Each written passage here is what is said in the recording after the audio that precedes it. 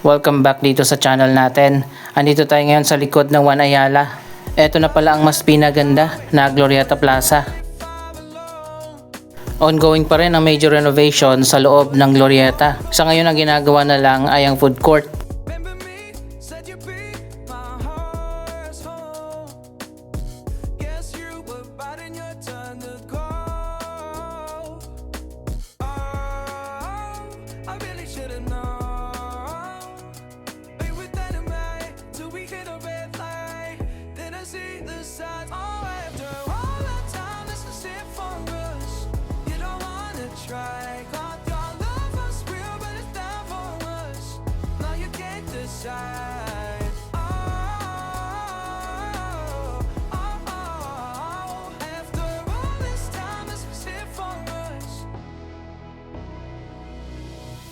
Ito na nga, makikita na natin ang bagong design ng Glorieta Park.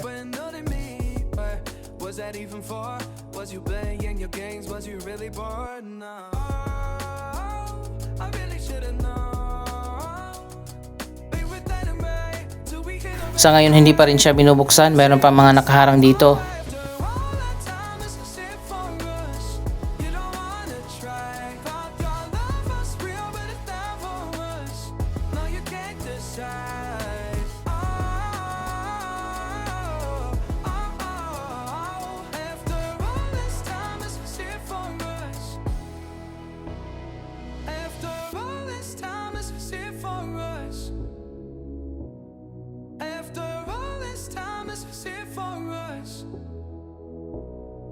Mas malawak na ngayon ang Glorieta Plaza.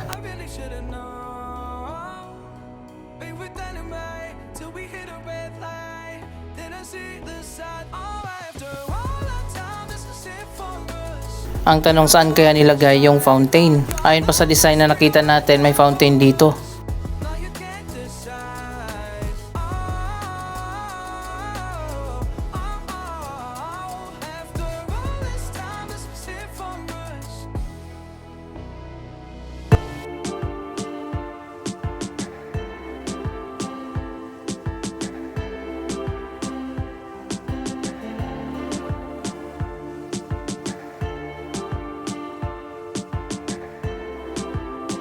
Napakaganda rin ang canopy dito sa drop-off area.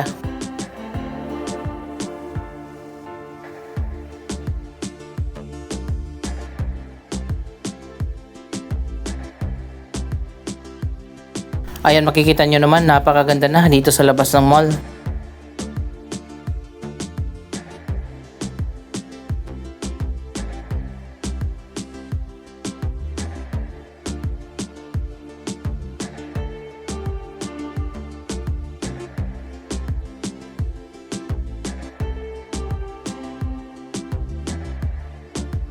Ayan, dito na lang sa taas yung ginagawa, yung food court.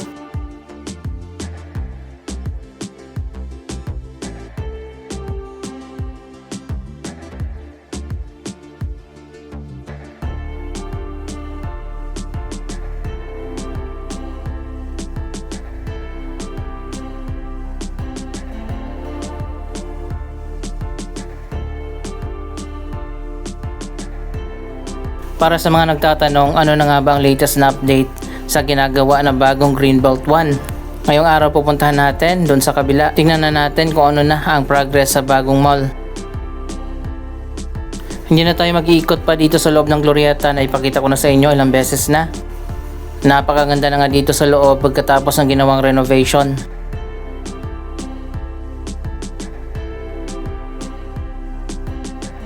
Dito sa likod may park din.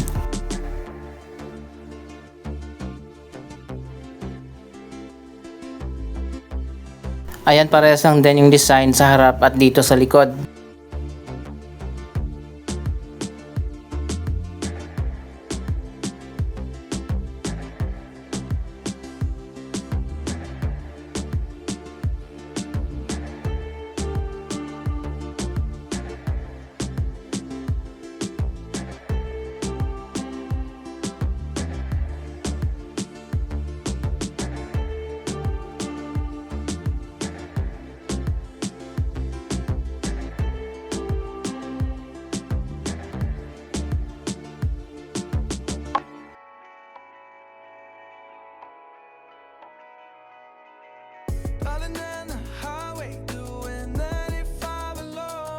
Dito sa gitna pala ng park ang ginagawa na lang sa ngayon.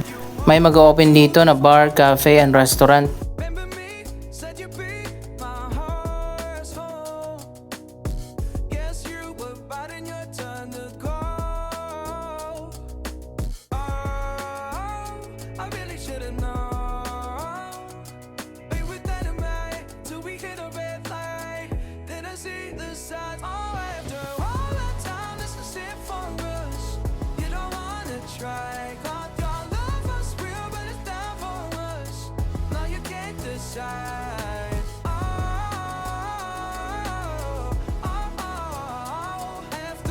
Ayan, meron din canopy dito sa may walkway.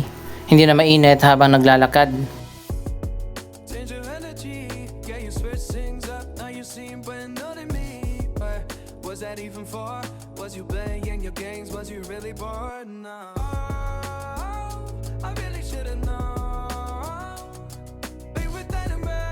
Anyway, punta na natin ang ginagawa na bagong Greenbelt 1. Last year ay dinemolish na nga yung luma na Greenbelt 1 Mall at magtatayo ng bago at modern na mall.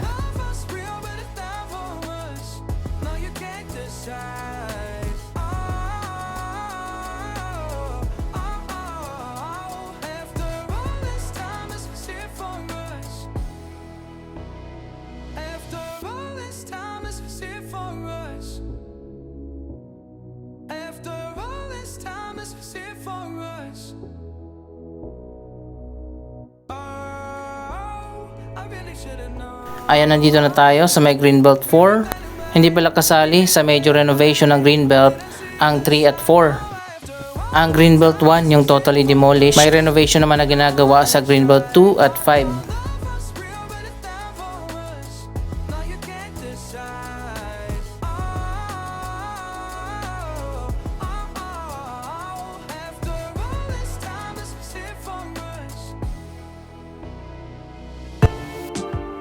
Nandito sa Greenbelt ang high-end na mga brand. Isa ito sa kilala na luxury mall sa Metro Manila.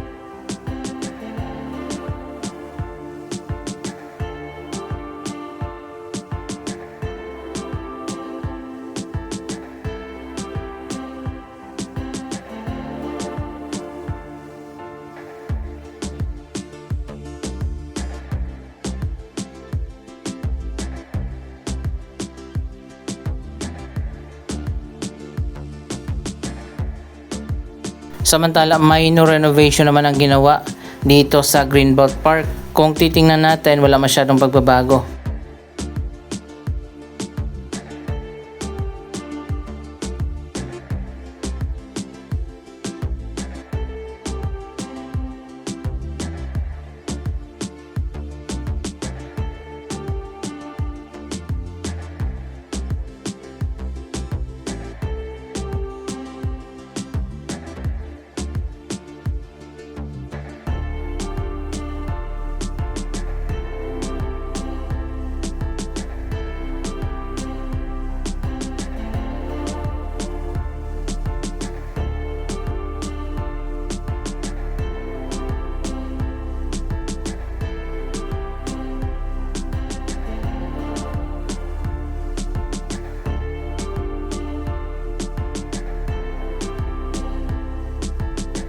Ayan, nandito na tayo sa may Greenbelt 5. Tapos na yung ginawang renovation dito sa labas.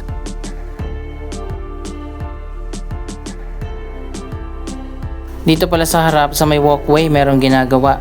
Siguro may bagong store na magbubukas dito.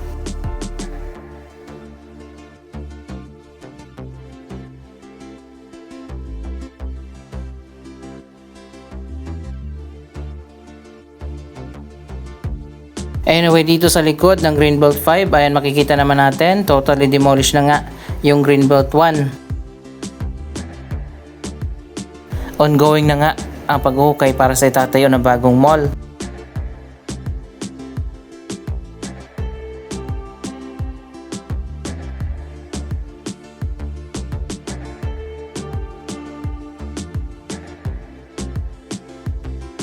Malawak din pala itong area nung dating Greenbelt 1.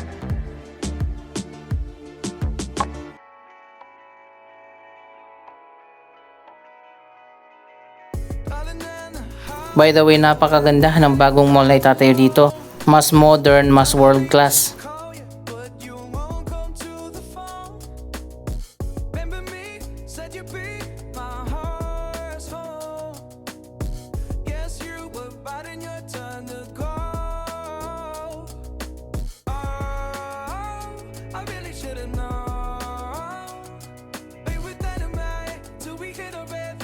Ayan, para sa mga nagtatanong, ginagawa na ang bagong Greenbelt 1.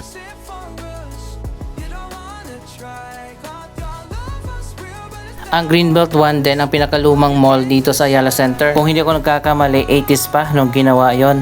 Panahon na talaga na magtayo na ng bagong mall.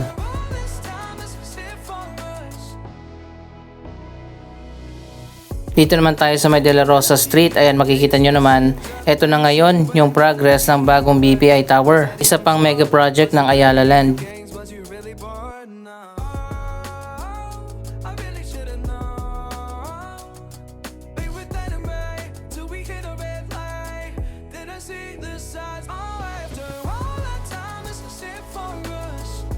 Tatlong project yung nakaplano na itayo dito sa May De La Rosa Street. Pero ayon pa sa update ng Ayala Land, dalawa na lang muna yung matutuloy.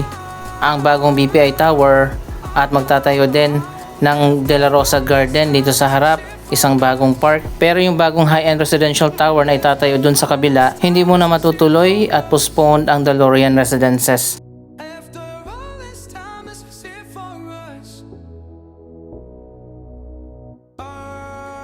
May update din tayo, sa November na pala ang soft opening ng bagong Mandarin Oriental Hotel. Diyan sa building na yan, yung mababa, mag-occupy ang bagong Mandarin Oriental Hotel. At finally, natapos na rin ang major renovation dito sa Paseo de Rojas Underpass. Ganito na pala ngayon, napakaganda na. Wow, tingnan nyo naman, napakaliwanag na dito.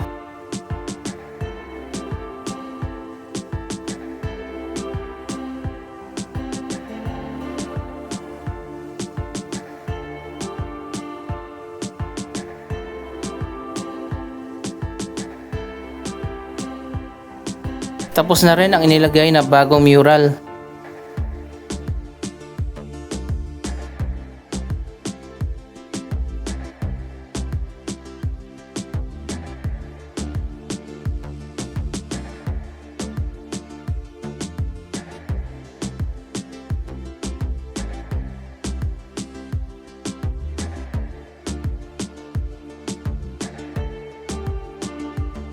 Ano sa tingin nyo, alin ang mas maganda? Yung luma na mural o itong bago? Mas colorful itong bagong mural.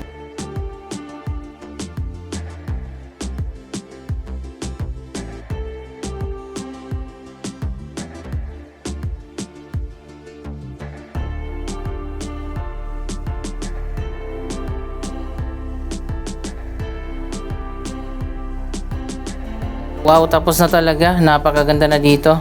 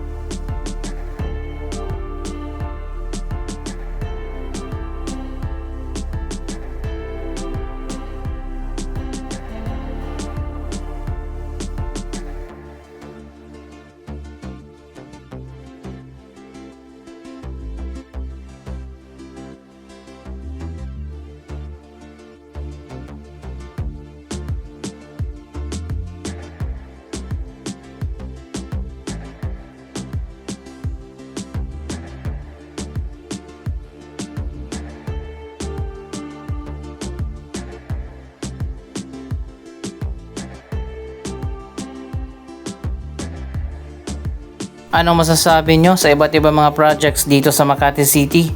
Mag-comment lamang dyan sa baba ng inyong mga reaksyon.